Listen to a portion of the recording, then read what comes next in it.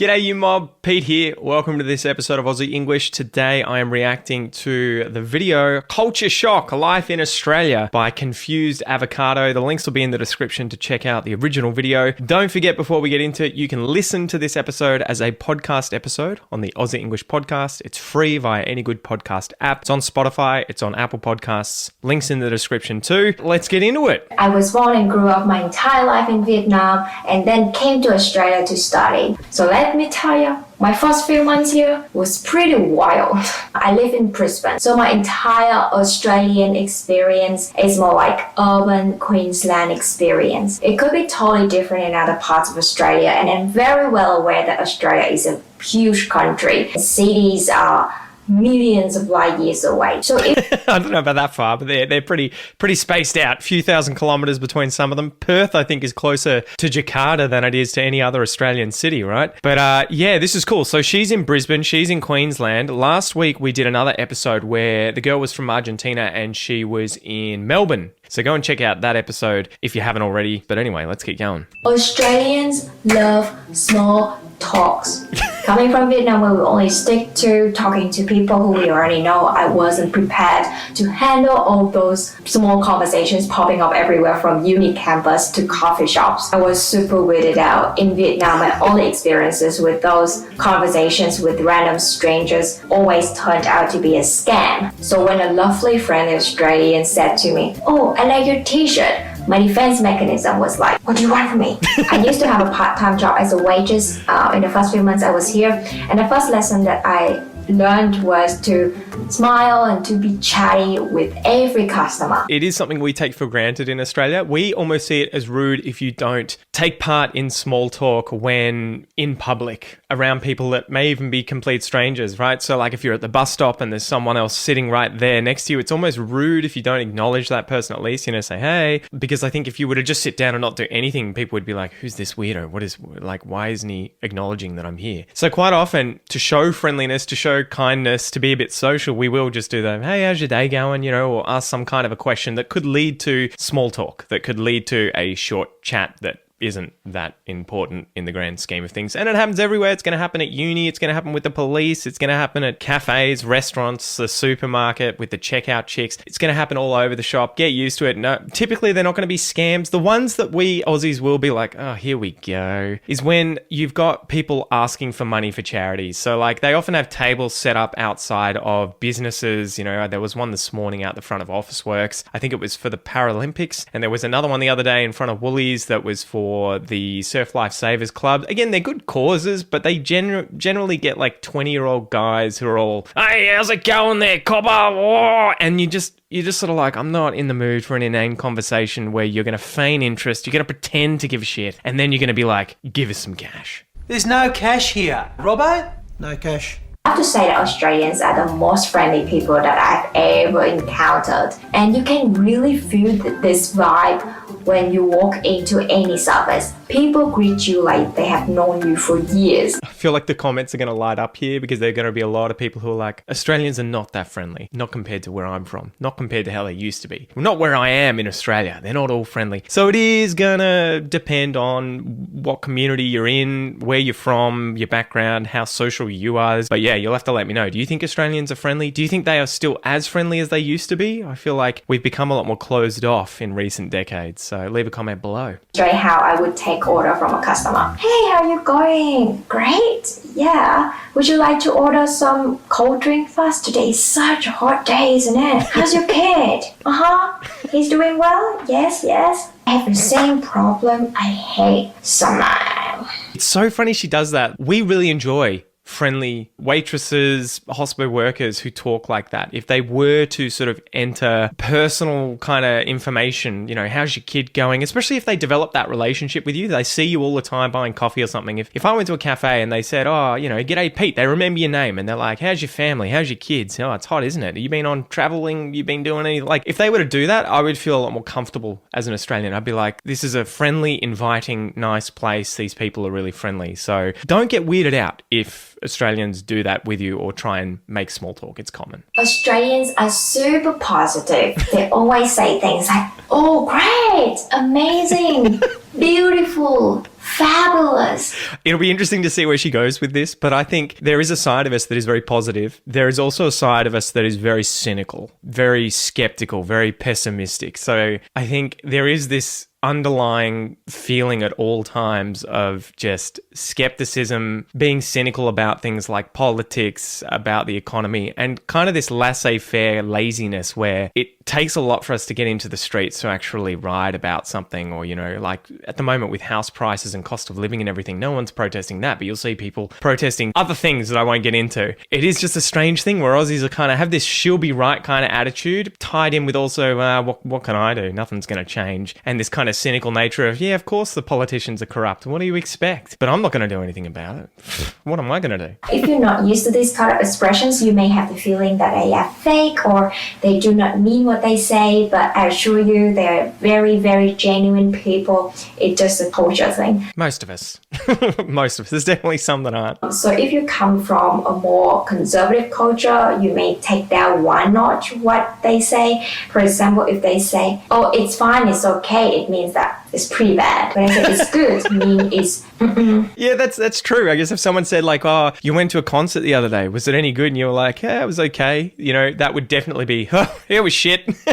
That would be what I would be reading if I heard someone say, I went to see Coldplay the other day. Was it any good? Oh, it was okay. You know, you'd be like, it was awful, huh? That's not shitting on Coldplay. I know they rock it. It was just an example, okay? Guys, don't freak out in the comments. Number 3, Aussie vocabulary. I swear my English wasn't so bad when I first arrived here. However, I had a hard time getting used to all of the words that people use here on a daily basis. Accent wasn't so big a problem for me because I live in the urban area. And for those of you who don't know, there are 3 types of Australian accents. Broad, general, and cultivated. So she's probably seen my video on this, although I've looked it up and perpetuated this stereotype. That stereotype that in terms of probably the sort of like Anglo-Saxon white Westerner accents back in the day, there were these sort of 3 broad kind of accents, right? The really broad sort of Crocodile Dundee one, the general kind of Australian one that I would have, and then the cultivated one that sounds a lot more like British English, that people like Malcolm Fraser, you know, an ex-prime minister would have. There are loads more accents. We've got loads of different indigenous accents. We have ethnic accents from communities that have backgrounds like she does, where they're Vietnamese migrants that have been there for decades, Lebanese migrants, Arabs. There are actually loads of these different ethnic accents all over the country as well in different places. So it isn't as simple as just there are 3 different accents in Australian English. Paulie, bro, if you get back to the shop before I do, man, just let Bobo know I'm running a little bit late. And it's one of those funny things. She mentioned the vocab being really hard. This is one thing my students often tell me. They're like, God, I didn't realize Australian English was so different. And it's not just the accent. The accent is different and it takes a little adjusting too. But then beyond that, there's vocab that's used all the time that is like slang that we don't know, that we have to learn. There's different expressions that are used. There are different words that are not as frequent, like saying things like, I reckon. Do you reckon? Does he reckon? Reckon. What do you reckon? Love it. That isn't used by American speakers very often at all, right? Unless they're saying something like, there's going to be a reckoning. There are so many layers to Australian English that make it more complicated to learn for English speakers who have been learning British English or American English their entire lives. So my heart goes out to you, mate. But she sounds great. She's got a pretty Aussie accent for some of the words she's saying, you know. I can hear that she's been working her butt off trying to develop an Australian accent. So good stuff. In big cities like Sydney, Melbourne, Brisbane, general accent is the most common one. And it's a very mild international accent that kind of mix between American and British. And if you go a bit further away to the outback, then people speak with broad accent and it sounds like this. Oh, yeah. Oh, mate, it's like,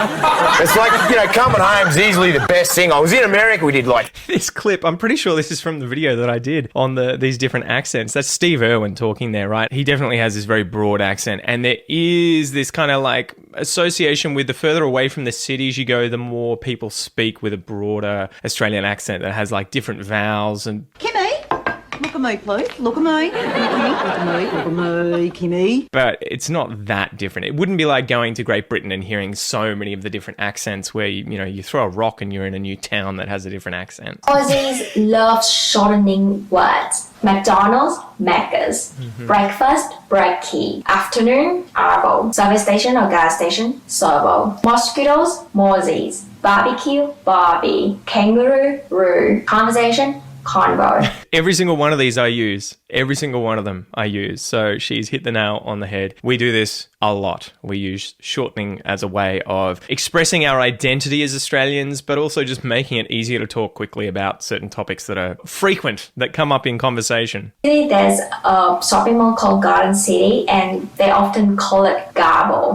Besides shortening words, they also call things in different names. For example, candies, lollies. Lemonade is actually Sprite or 7-Up. I was super confused when a customer came into the cafe that I walked in and ordered a lemonade, because I understand lemonade as in when you squeeze the lemon and you put some sugar in it. Pharmacy is chemist. Liquor store is bottle. And then the container where you put cold things in there to keep it cold.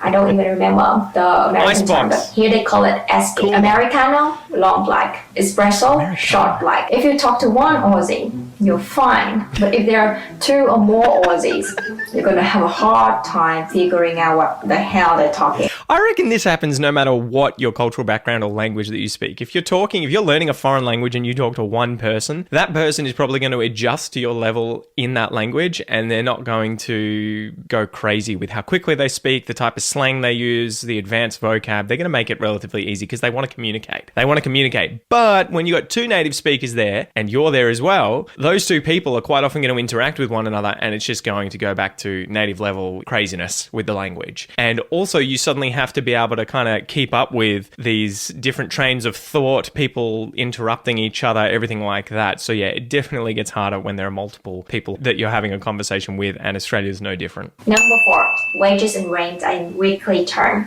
Here in Australia, if you have a part-time job, most of the time you will earn your wage on a weekly basis, and you also have to pay rent on a weekly basis. And now I'm kind of used to thinking about my expenses on weekly basis. So when I talk to my parents or my friends in Vietnam, I have trouble thinking in monthly term. It's going to depend. I remember I paid rent on a monthly basis when living in Melbourne. I got paid, I think, on a weekly or fortnightly basis. Bills and stuff would usually come in on a monthly basis. It can be a mix of those things. I think it's going to depend on who you're renting from, what the rules are that you've set up, where you're working, and again, what the pay rules are. Number 5, healthcare. In Vietnam, if you have some kind of common illness, for example, cold or fever or some kind of infection, and you can go straight to the doctor and they will prescribe you medicines. And if you know that you have some more serious problem, for example, your bones or your blood or your brain or whatever, you will go straight to the hospital. However, in Australia, whatever illness that you may have, even depression, you have to go to a general practice. You don't have to. You can go to the hospital, to the emergency department with anything at any time. However, there are so many people there usually. So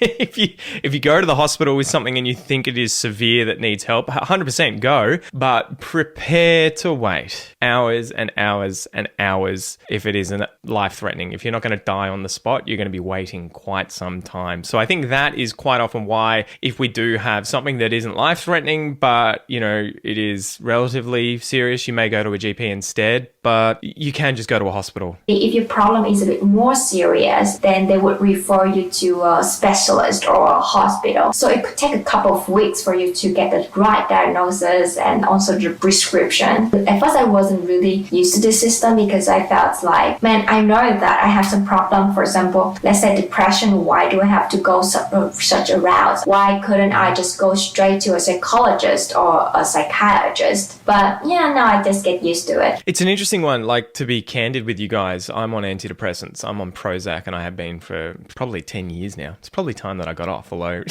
having young kids doesn't help with stress levels and anxiety, so it's probably doing its job. But I remember when I had to get these, I went to the doctor to get prescribed these, and he's like, well, I'm going to send you to a psychiatrist because I don't want to just hand these out. Anyway, fast forward a few years, and I was with a girl who wanted to get on antidepressants at the time as well, for whatever reason, I can't even remember, and she just went to a doctor and got prescribed the antidepressants. So I think doctors can, but responsible doctors quite often won't just do it off the hip. They won't just randomly randomly prescribe things like antidepressants to you. They will send you to a specialist, a psychologist, psychiatrist to diagnose you and come up with some kind of medical plan for how to treat your issue, whether it is medication, whether it is therapy, whatever it is. Number 6, toilet paper. In Australia, you can flush toilet paper. Yeah. However, in Vietnam, you cannot. I guess because of the sewage system in Vietnam is not designed to handle such thing. I have to tell you guys a story. This is a funny one. Like, my wife's Brazilian. I've mentioned this many times before. In Brazil, I think you use the paper and then you put it in the bin next to the toilet. It's a similar situation here where the sewage system and network isn't set up to deal with anything besides feces and wee in the toilet. Here it is. However, it is just toilet paper. The other day, my son's on the toilet. He finishes the roll of toilet paper and he's like, "Can you wipe my bum, Dad?" You know, he's like 4 or 5 years old. So I come in and I'm like, "Mate, you can do it. You can do it." Anyway, he's like, "There's no toilet paper. I need help." So I get some more toilet paper. He pulls the roll off, shoves it between his legs into the toilet. And I'm like, "Mate, you can't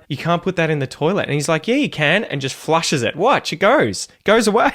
And I was like, "No, you're going to block the toilet." Too late. It was too late. And that's cardboard. So you would think, that'll be fine. But no, it doesn't break down well enough. I'd have to look into why that is. If you guys know, why can certain countries not flush toilet paper when I imagine toilet paper is the same everywhere? Should disintegrate the same way. Is it just the pipes are smaller? What's the deal? Number 7, bus culture. In Vietnam, when you get onto the bus, you have to be very quick. You have to be kind of even barge on the bus at the same time with other people. Many times the bus kind of goes slowly like this at the stop, so people have to run after the bus and jump onto the bus. Jeez, However, that sounds dangerous.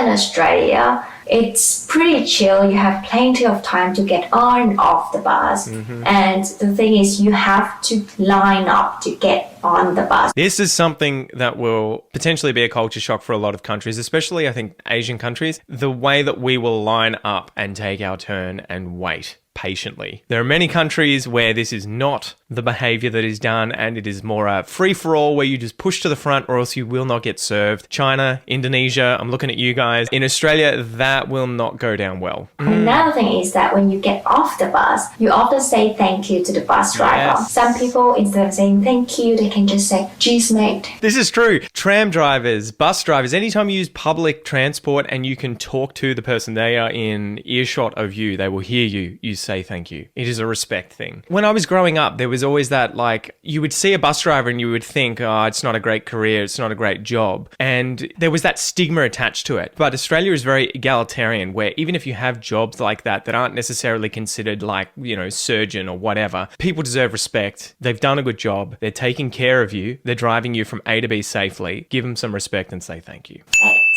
Shops close very early in Australia, or at least in Brisbane. Besides supermarkets, not just which open until 9 p.m. during the weekdays and 5 p.m. on Sunday, other shops close very, very early, like 5 p.m. You don't go out at 10 p.m. and expect to have some fruit store open. This is kind of sad because I kind of miss that bustling nightlife in Ho Chi Minh City. It's going to depend where you are. If you go to I they have late nights. I can't remember if it's Thursday or Fridays around here near Geelong. So the stores will be open a lot later on certain nights of the week. But generally, things close at about 5 o'clock, besides things like supermarkets and fish and chip shops and pizza shops and all that sort of stuff. It's just a common thing. Obviously, they've done the maths and there's fewer people around. They're not making as much money. So they're kind of like, well, we're paying all these wages for these people to work here whilst there are no customers. So let's just shut early. It's led to a cultural thing where we just don't expect certain shops, mainly cafes and retail stores. Cafe culture. In Brisbane, besides Starbucks, I feel like a lot of coffee shops don't welcome you to sit down for hours to work.